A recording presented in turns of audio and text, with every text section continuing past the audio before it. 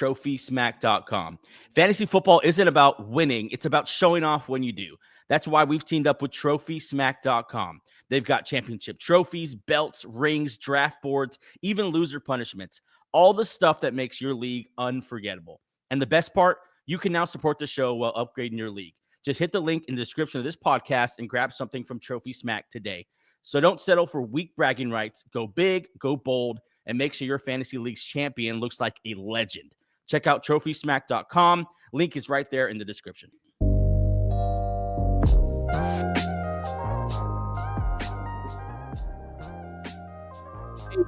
Welcome back to Fantasy here on the Benched channel. Make sure you're subscribed to the channel. Follow the Fantasy playlist, also the Parlayed playlist up to 2 for your betting needs. On today's show, studs and duds from week 1. AJ, week 1 is behind us. How are you doing, my friend?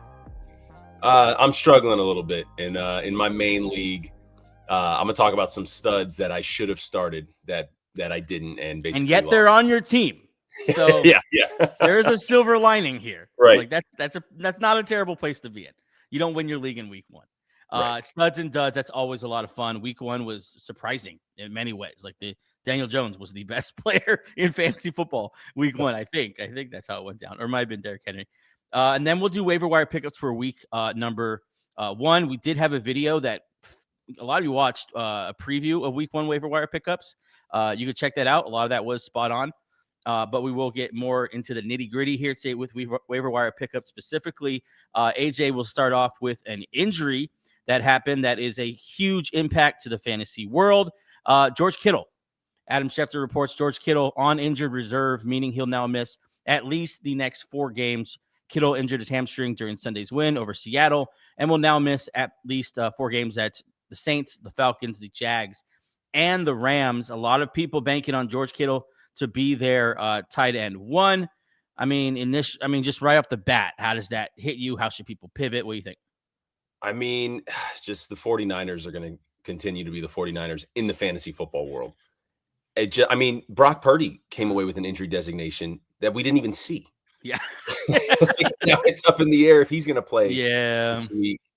It sucks because there was so much hype this offseason about George Kittle. Yep. And the target share he was going to command and the signed, touchdown equity. What's that? He got signed too, right? I believe so. Yeah.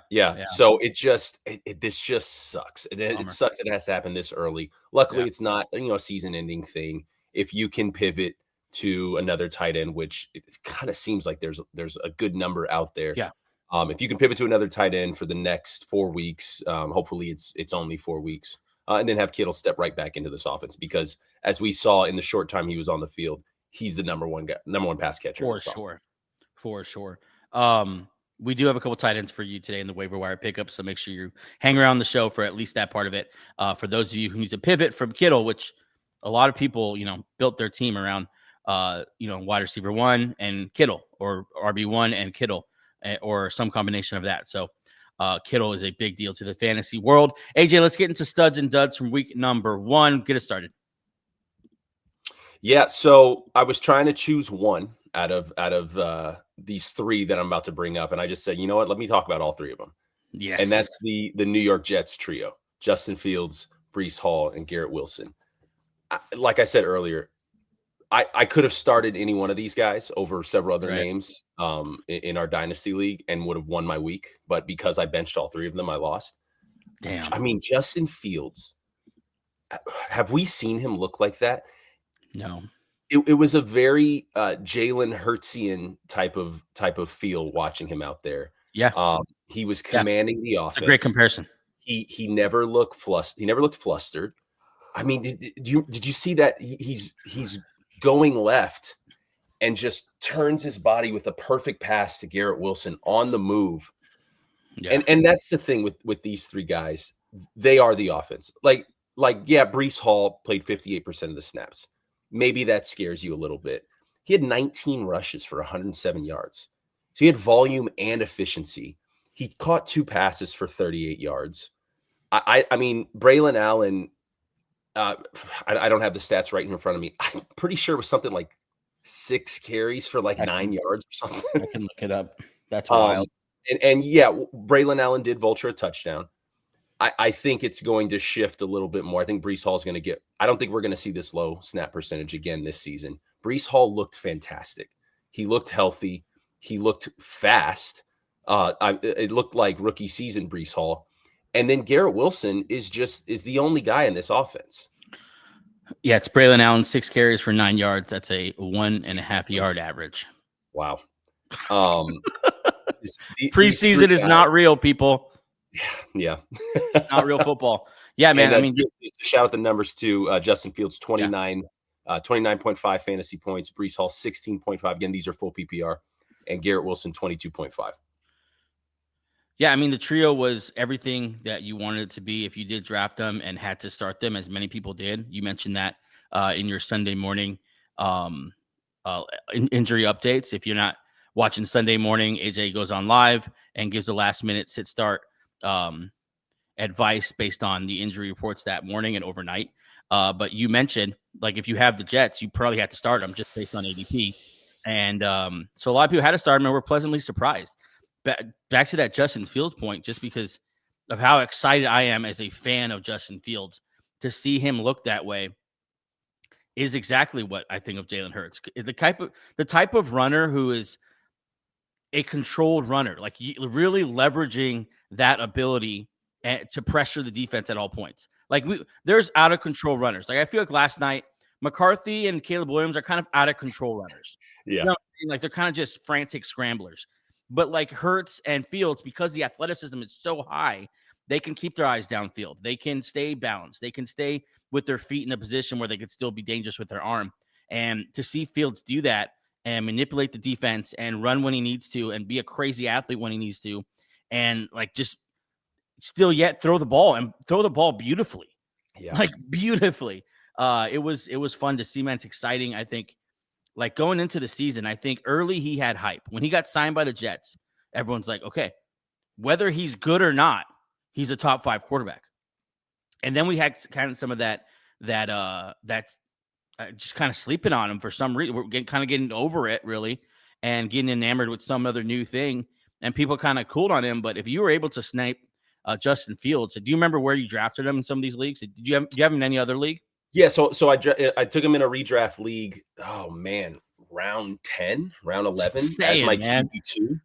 Some person like me. I mean, he was going firmly after Drake May.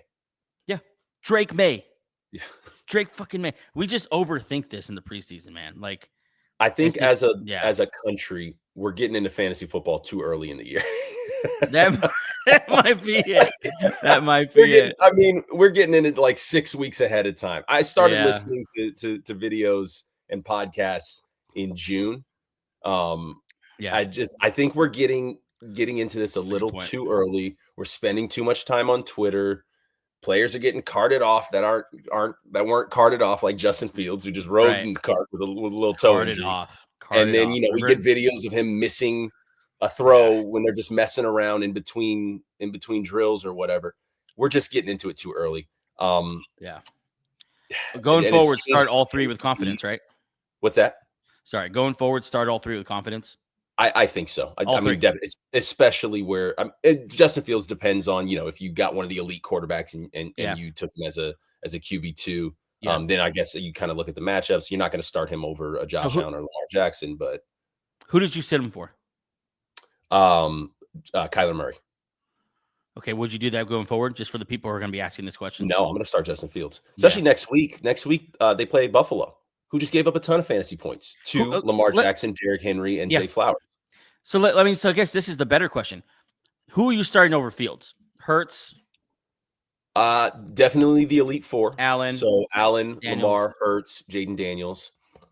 After that, I mean, I think you start.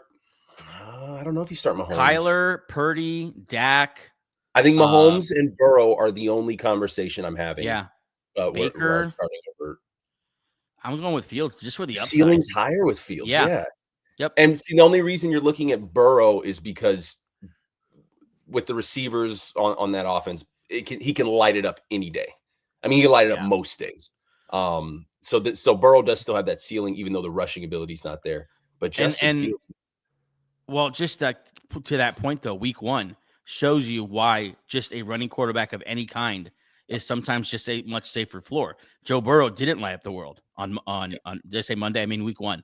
Didn't light up the world in week 1. And because he has no rushing floor, it was a terrible game for whoever played him. And so Justin Fields is always going to have that rushing. Always. That's always going to be in his bag. It's always going to be a nice floor. We need to move on, but that was 3 players. Yeah. My reason for that was 3 players, but I think Justin Fields is really the main guy here. My reason for taking him, like I traded for him in our dynasty league. I drafted him in 2 other leagues. He has a coach who believes in him and a franchise who wants him there.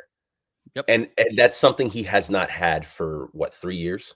I mean, you said it, I believe on Monday's show. You have no idea why they sat him for Russell Wilson, the Pittsburgh Steelers did last year. How bad does that look now? And then stuck with Russ the rest of the season. Jeez. It just, I mean, sky's the limit. I've been a Justin Fields fan since he came into the league. Yeah. Hopefully this is his stop. Arrow for the Jets. The Jets. AJ, if you're like AJ and you have some of those guys sitting on your bench, you hit a gold mine because you're gonna you get 3 starters who have top 5 ability, each and every one of them. My stud is someone who played in the Sunday night game and was Josh Allen's number 1 receiver. That's Keon Coleman, second-year receiver for the Bills. Caught 8 of 11 targets for 112 yards. That led the team, each one of those categories. 8, 11, and 12 all led the team. Targets, catches, and yards. Also had a touchdown. Had another almost touchdown. If you remember, Jair Alexander kind of like reached out in the last moment and grabbed his foot. But he was dynamic. The only caveat I will put into this is that I think like 10 of his targets came in the second half. And so that was the thing. He to start the game, it was kind of like, so I guess Keon Coleman's not a thing. And then like you said, second half, he took over. Right. And so that's a little bit of a caveat. I don't know if I'm starting him yet, but if he's available like he is in I think about half of the leagues, or no, a little more than that, I would throw him on your bench for sure. He should not be on a waiver wire. If you're 8 of 11 for 112 and a touchdown and you're Josh Allen's wide receiver, you need to be on a team. Second-year wide receivers are gold mines. Yeah. They blow up and they could win you a league. He's 22 years old. With all that talent, with that quarterback and that offense, that guy should not be on the waiver wire. He was my stud. So that whole second half target thing, if you remember, that's a lot like how Stephon Diggs operated. Mm-hmm. Stephon Diggs and Josh Allen would just go off down the stretch. Like they'd be in a close game and they would just go off down the stretch. And I think Keon Coleman, don't start him yet. Hell of a week 1, throw him on your bench, and you could have like a league winner type guy with a second-year receiver. Yeah, if you were lucky enough to draft him or trade for him before the season started, I mean, great. If you want to try to trade for him, it might be too late. Right, because of where he was taken in drafts. He was incredible. This is what we wanted to see. And like you said, second-year receivers is the new black. Because for me, it used to be 3rd-year receivers. That was my thing. And I think now we've hit the point. 2nd-year receivers, the breakout is happening even sooner than it used to. And this is a guy who we all hoped it would. And I mean, and in the preseason, they said Keon Coleman's the sports car, Dalton Kincaid's the minivan. And it really looked like that. Oh, yes. I like that. Let's move on to duds now. Those are our studs. Yeah. The Jets skill position group, and then Keon Coleman. Duds, AJ, go and get it started. Yeah, I'm going to go with a guy who I was actually pretty excited for. Tried to get him in a couple leagues, but it didn't quite work out just because his ADP was so nice. That is Seattle Seahawks running back Kenneth Walker. So we heard all the talk. They're going to run the ball. They're going to run the ball. They tried. He played 40% of snaps. He had 10 carries for 20 yards. Three targets. He caught 3 targets for 4 yards. So we're looking at 2 yards per carry, 1.3 yards per catch. On the flip side, Zach Charbonnet played 58% of snaps, 12 rushing attempts for 47 yards and a touchdown, 3.92 yards per carry. Is it ever going to happen for Kenneth Walker? I don't know if it's ever going to happen with his backfield. For Kenneth Walker, though, specifically, I traded for him, not straight up for Drake London, but in a package that included Drake London. And so in the beginning of the offseason, I thought a lot of him.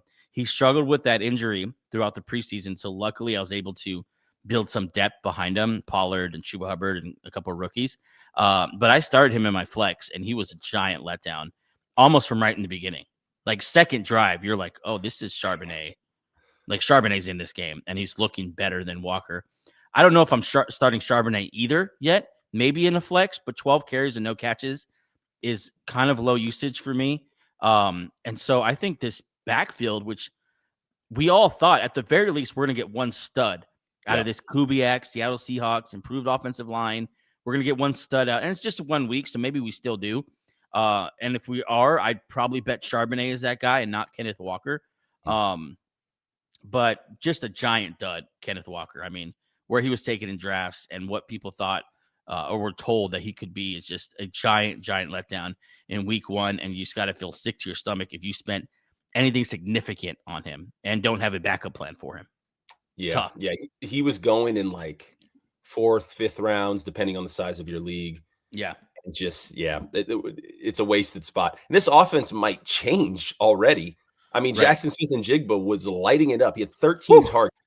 Yeah. Cooper Kupp, I didn't even know if he was on the field. No. It might change to a passing. They might want to get Kupp more involved. Sam Darnold didn't look terrible. It was a weird game. It was a weird, like, week 1 type of game. That's going to be your saving grace for Kenneth Walker, though. If they do start throwing the ball, they seem to prefer Kenneth Walker over Charbonnet as a pass catcher. So I'd say hold on to him still. You're obviously not going to get anything from him in a trade. If someone wants him and wants to give you something for him, ship him off. Like, accept it. Don't even look at what they're giving, just so they're giving you anything for him. But hold on to him. He could maybe use some passing work down the stretch. And then, of course, you're one injury away from him having the backfield. Let's keep moving here into our second dud. And my dud was Nico Collins with a caveat. Nico Collins is fine.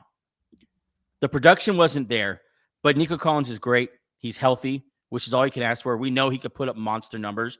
He was 3 to 5 targets for 25 yards. And so if most teams, if you took him, he was a first, at the very least, a mid-second round pick. And so most teams who have him are built around him in large part. But the problem was not Nico Collins, and the problem wasn't even CJ Stroud. A lot of people going in on CJ Stroud on Monday morning. CJ Stroud was 9 of 10 against pressure, 6 of 6 against the blitz. He faced 41% pressure rate. That was second among teams in week 1. And just for perspective and how bad that is, 41%. His first 2 years were 35% and 38%. So as bad as his first 2 years were, week 1 was worse. Like the O-line was worse. And so I don't want to hear really about CJ Stroud. Like, he performed. No offense is going to operate against that. He had no running game. You know, if he wasn't completing passes, the ADOT wasn't very good. Still completed. You're still through the second. Still was second in the catchable throw rate. So CJ Stroud is fine. This offensive line, though, might just tank this whole offense if they can't fix it. Now, they did go against the Rams, and I made the point on Monday's show. I think the Rams are going to do this to a lot of people. Like, no matter the offensive line, it was just a terrible matchup for the Texans. So I do think it'll look better. I think you can still start Nico Collins with confidence. But until they figure out this offensive line or kind of how to work around it, I think that everyone on this offense is going to take a little bit of a hit because they seem to be worse than they were last year. Yeah, this one really hits home for me. I am a huge Nico Collins investor. Yeah. And to bring it full circle, in our 2 QB dynasty league, I started CJ Stroud over the aforementioned Justin Fields. God, you started CJ Stroud. Jeez. So I'm chalking this one up to that Rams defensive line combined with the Texans offensive line. I don't think the Texans can possibly look this bad again for the rest of the season. Right. But adjustments have to be made. Like, they've got to figure out ways to get the ball out of CJ Stroud's hand fast. Nico Collins, they love that, like, that little wide receiver screenplay. I mean, correct me if I'm wrong. I didn't see that one time this game last year. Nico Collins, like, he housed a few of those. Right. They've got to figure out how to work around this offensive line, because it just looked like more of the same as far as the play calling, and that just did not get it done. Rough week 1, like I said, still start him, and just I think there'll be definitely better weeks than this. But if you started him, he probably tanked your team, because in a redraft especially, he was one of your better players. I have a quick honorable mention, AJ, for a dud. and that is Tank Bigsby. And it's kind of a funny one because in the offseason, AJ, this is what we saw. Liam Cohen's recreating the Jacksonville backfield.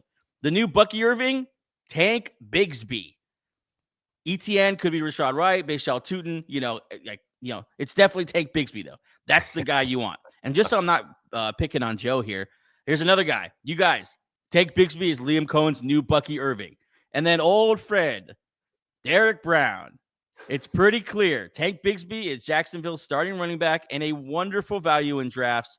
I'm drafting Tootin at cost and out on ETN. This was the preseason hype. This is how everyone saw it in the fantasy world. And this is the reality. Eagles trade for Tank Bigsby. Jaguars got it 5th and a 6th for the guy that was their next Bucky Irving. As Eagle fans, pretty excited that we got the next Bucky Irving. But as fantasy fans, geez, if you believed that and you took him in the 5th, 6th round, something like that, over, I don't know, maybe like a Pollard or one of those, maybe Charbonnet or like one of those more steady running backs, you are in shambles because he's a 3rd string running back now on a different team. That could not have gone any worse. I mean, he's virtually worthless in terms of fantasy. Yeah. And one thing I saw in drafts this year is if you tried the 0 RB or hero RB method, running backs dried up so much faster than I've seen in a long time. Not the year for it. It absolutely was not the year for it. So there were a couple times that I had to, I was getting down to my RB2 and it was like, shoot, I mean, I've got to take ETN or Bigsby or it was Zach Charbonnet, which I mean, turns out could possibly be a nice RB2 if you with that strategy. But I can't imagine the number of guys who had Tank Bigsby, had some real draft capital in Tank Bigsby and figured this is going to be the guy. I'm going to be able to start him every week. And now he literally, you can't trade him. You flat out have to drop him. Yeah, he's a drop. Unless you're in, that deep of a league where you're stashing him and hoping for the worst possible thing for Saquon Barkley. But even in that case, Will Shipley looked fantastic on Thursday. It's not going to be a one-man backfield if, for whatever reason, Saquon Barkley's not available. Yeah, his ADP was I want to say he was kind of like 9th, 10th round. Yeah, I'm seeing RB overall 119. So overall 119. Okay, so in 12-team leagues, about the 9th or 10th round. Yeah. Anyway, just wanted to mention that real quick because I saw that and just thought this was hold on. The fantasy experts told us this was the new Bucky Irving. So I say it again, preseason is not real. Let's move on to our waiver wire pickups for week number 1. I'm really excited about this. Why don't we switch now? I'll get it started. My first one is Dylan Sampson, rookie running back in Cleveland. And listen, you'll notice a small theme for our waiver wire pickups. Cleveland is going to offer a lot more fantasy value than we thought. And it starts here with Dylan Sampson for me. Just 12 carries on 29 yards, but 8 targets, 8 catches, and 64 yards. He was the pass catching back, and he looked dynamic too within his hands. I found this stat. His ADOT, so the depth of target, was negative 3.6, which means he was catching the ball on average 3.5 yards behind the line of scrimmage. Wow. And so he had 64 receiving yards, but because he started so behind, he had 94 yards after catch. Wow. Or 93 yards after catch, which means he was incredibly elusive. He was making plays with the ball in his hand. It wasn't just, he had 8 targets out of necessity from a really bad team he was constantly checking down. No, he was getting the ball and doing things with it. The reason I'm excited about this is that although I think Judkins is going to be the early down running back for this team moving forward, 100%. Jerome Ford doesn't have it. Sampson is not an early down back. He's going to be the bell cow, if you will, but Sampson is not going to lose this work. He's too good at it. This is going to be a split backfield. Sampson's going to retain this value, and you're going to get at least flex usage out of him the rest of the year, barring health, of course. I'm really excited about Dylan Sampson. Yeah, that's the thing that he can do in this backfield better than anyone else is make guys miss. And just like you said, even if Quinshon Judkins comes back and takes some work, okay, Dylan Sampson had a great day with 29 rushing yards. So let's say we take those away. I mean, he's still finishing as a great flex option, putting up Right. just over 14 points in a PPR league. Yep. No, this is an awesome. It's just it's hilarious that the Browns were just so widely available. Yeah. And hey, Browns and Jets. we've got some more gold here. Yeah, Browns and Jets. Just guys that nobody wanted. Yep. We've got some fantasy gold here. But yeah, no, Owned Dylan in Sampson. 52% of the leagues. Dylan Sampson is a great one, and yeah, go. I want to see that. I want to see what that number is. That owner percentage number after this waiver wire. Yeah, I think people might be scared off by Judkins, and I'm trying to tell you, don't be. Yeah, don't be scared off by Judkins. This guy's going to retain value. AJ, who you got? So keeping the theme going with the Cleveland Browns, I'm going with wide receiver Cedric Tillman. This is a guy I've been pretty bullish on, even before his little mini breakout last year. So taking a look at the numbers in his last 5 healthy games, that's week 1 this year, and then 4 games last year, he has, in terms of targets, 8, 11, 9, and 12. It's awesome. It's awesome and usage. You look at him out there. He's not quite a Nico Collins, but you kind of see a similar build, a similar skill set. Yeah. And if the Browns offense is going to just pass the ball the way they did, Joe Flacco had 45 attempts. Let me pull this up right here. 1, 2, 3, 4, 5 players had over 6 targets. 4 players had over 8 targets. They just spread the ball around. Yeah. And while yes, they went up against a terrible defense in the Cincinnati Bengals, I think Cedric Tillman is the perfect steady guy in this offense. I mean, Jerry Jeudy, if you look at last year, his breakout didn't happen until Cedric Tillman got hurt. He had a couple good games before, but it was really a second half breakout for Jerry Jeudy. Cedric Tillman, I think he should have been going neck and neck in drafts next to Jerry Jeudy. Obviously, Jeudy coming down a little bit, Cedric Tillman going up, and just kind of meeting in the middle there. Do you have his availability? I could look it up if you don't. Yes, I have it right here. Just a moment. He is 34% rostered in sleeper leagues, so 66% available. Yeah. It's kind of interesting, this Browns team producing this much. You don't want to overreact too much because like you said, they played the Bengals, but yet I could see a lot of games just playing out like this where they're going to have to throw the ball a lot. And as long as Joe Flacco's back there, they're going to be decent at it. And I think Cedric Tillman's a guy I kept seeing him on the league that we're in together. Yeah. We're in a couple of leagues together, but the main league, I kept seeing him on the waiver wire, and I kept thinking this guy should be on a team. He was right at the top. Like he should, I don't have a spot for him, but he should be on a team. And now here we go, week 1, and he gets, what'd you say, 11 targets, 12 targets? He had 8 targets. 8 targets. And let me get the exact numbers. He had 8 targets, 5 catches for 52 yards and a touchdown. Yeah. And while that's not like gang-busting numbers, he just looked good out there. Right. And he's always looked good. Like he's always looked good. Yep. He has the size to be a legit producer in any offense. And I think Cedric Tillman for sure. Another Brown. I got one more Brown for you. And I apologize to everyone. But Harold Fannin, rookie tight end. No one's really talking about him because there was Colson Loveland and Tyler Warren had a great day. And there's some star tight ends right now in the league with McBride and Brock Bowers, who both had decent days. But Harold Fannin in this Browns offense, 9 targets, 7 catches, and 63 yards. And it looked like right off the bat, Fannin over Njoku, which we heard in the offseason, those are a lot more split than we think. And so there were some Fannin rumors, but you never want to pick a second tight end. Yeah. Like there's not a lot of Aaron Hernandez and Rob Gronkowski situations in the NFL in recent memory.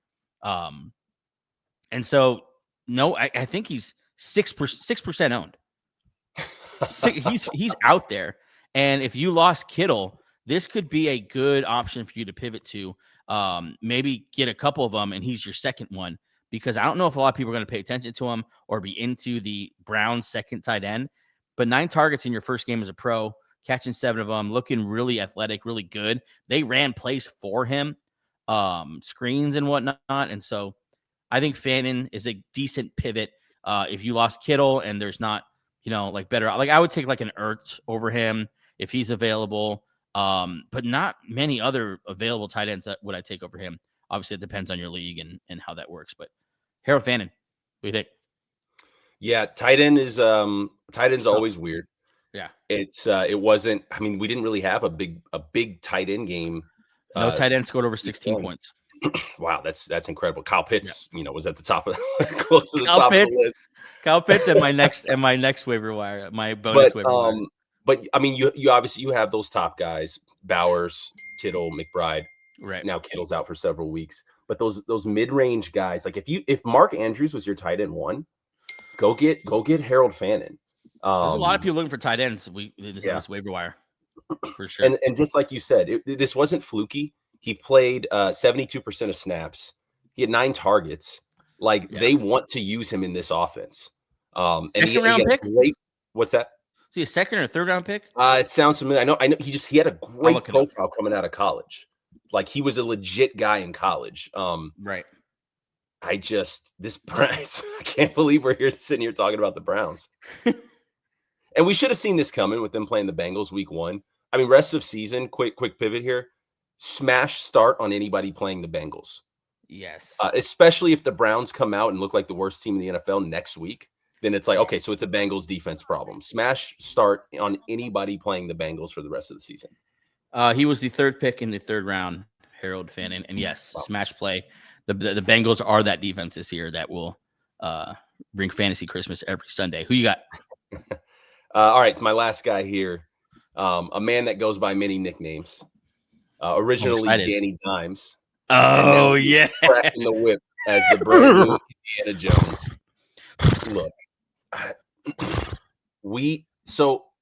don't even know where to start here. It's Daniel Jones. What is this show? Browns and Daniel Jones, 29 attempts, 22 completions, 272 yards and a touchdown. But here's the awesome. He had 2 rushing touchdowns. Yeah. And they weren't these, scramble into the end zone touchdowns. He looked so good playing against the Miami Dolphins, which maybe they're in that Cincinnati Bengals defense category. Mm-hmm. But he brought back Michael Pittman from the dead. Tyler Warren's a real top 5 finisher potential tight end. Right. Jonathan Taylor looked good in the offense. I don't know. So we played this game with Justin Fields on who would you start over him. With Daniel Jones, we talked about CJ Stroud. Can you really look at Stroud and Jones and make that decision on who you're going to start and make it clear that you're going to start CJ Stroud over Daniel Jones next week? Well, you know what I'm saying? Like some of these, so we just talked about the mid-round tight ends. The mid-round quarterbacks didn't fare much better either. Right. So you've got to at least take a look at somebody like Daniel Jones, 10% rostered. Especially if you're in a 2-quarterback league. I just put in look, I'll throw my strategy. I just put in a waiver wire claim for Daniel Jones in our QB league. For sure. 2 QB league for sure. If this is what it's going to look like, sky's the limit now. Huge test week 2. Mm-hmm. The Denver Broncos. Mm-hmm. So we will get our answer fast. And that's the thing about waiver wire.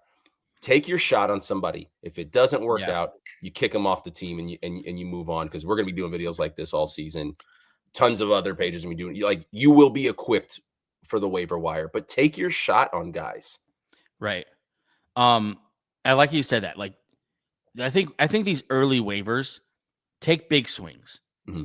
Like later on, you'll need guys. I need the guy for 3 weeks, or I need a guy for buys or whatever. Like those guys will still be there.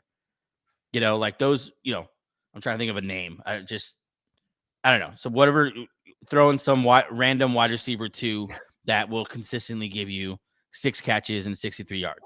Like Josh Reynolds. That guy will be there. Right. Take big swings here. Harold Fannin, Dylan Sampson, Daniel Jones could be this year's Baker Mayfield.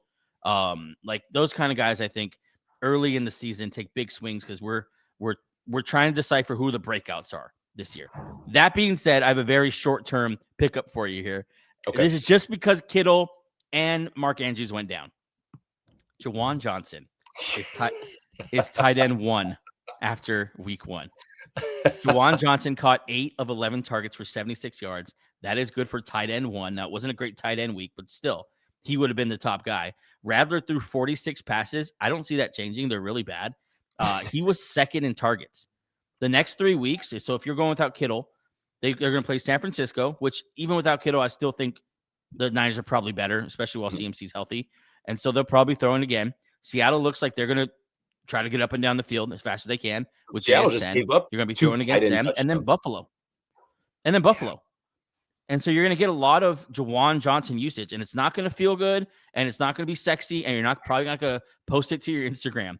But I think he's going to give you consistent production and maybe get you through a tough time without Kittle, without having to either spend too much fab or, spend an expensive waiver wire piece on him. Maybe try to sneak him in your second round of waivers because he's 5% owned, even less than Harold Fanning. And I think no one wants to pick him up. No one wants to, no one wants to get that report on Wednesday in front of the whole league of the guys who was picked up. And you're the idiot who picked up Juwan Johnson, but I think he's going to give you some decent production. I just want to throw an extra tight end in there because it's a big tight end waiver wire. I feel like we go through this every single year with Juwan Johnson. I mean, I'm looking at his stats right now. I don't know why I thought he was like 34 years old. He's 28. He was drafted in 2020. He's in the prime of his career. Like, I don't know why I thought this guy was like a 10-year vet. Yeah. Who the wheels are going to fall off, tomorrow. Yeah. But that's the sentiment. But we do this every season with Juwan Johnson. He is on one of these videos on every YouTube channel, at some point every single season. If you've got a deep enough league and deep enough roster space, take Juwan Johnson and just hold and wait. Because like we said, tight end is weird, just like it is every other year. And now we just lost one of the great ones for this season. Mm-hmm. And some of the quote unquote good ones do not look good. Right. Yeah. And it's a hamstring for George Kittle. That's going to linger all season, especially the way he gets hit and the way he wants to hit back. Right. Like just the way George Kittle plays, like it's worrying if you put a lot of if you took him in the third or second round in some leagues. Yeah. You got some monster question marks out there at tight end too. Like Laporta was decent, but what is that? What is that Detroit offense? Like that didn't look great. Hawkinson in that Vikings offense, we saw some really bad and we saw some really awesome toward the end. Who'd you just mention? Oh, Travis Kelce. Yeah. Travis Kelce had a decent week, but he got 3 catches or 2 catches. Just kind of lucked out with a touchdown. So don't be too good for a Juwan Johnson on your bench. It might win you some weeks. Is that it? Are we good on waiver wire pickups? Yeah, that's all I got. Okay, that is week 1 of waiver wire pickups. There's obviously some obvious ones out there. So put in those waivers as well. Even if you don't think you're going to get them, put in the waiver just in case, if I'm trying to think of a name, if Zach Charbonnet is out there on your waiver wire, Quentin Johnson and Keenan Allen, like those are the obvious ones. Like go get them. Put that in. These are some that maybe you could sneak in a second wave, or maybe somebody's on the first wave and win your league. That's all we got for today. That is waiver wire and studs and duds for week number 1. AJ, fantasy football week number 1 is in the books. Yeah. Felt like it took forever to get here. And just like that, it's over. And we got Green Bay and Washington already on Thursday night. Going to be a lot of fun. We'll come with you again later on this week with another fantasy sit start episode. Until then, AJ, thanks for joining us. Everyone else, thanks for watching. And we'll see you again later this week. Peace.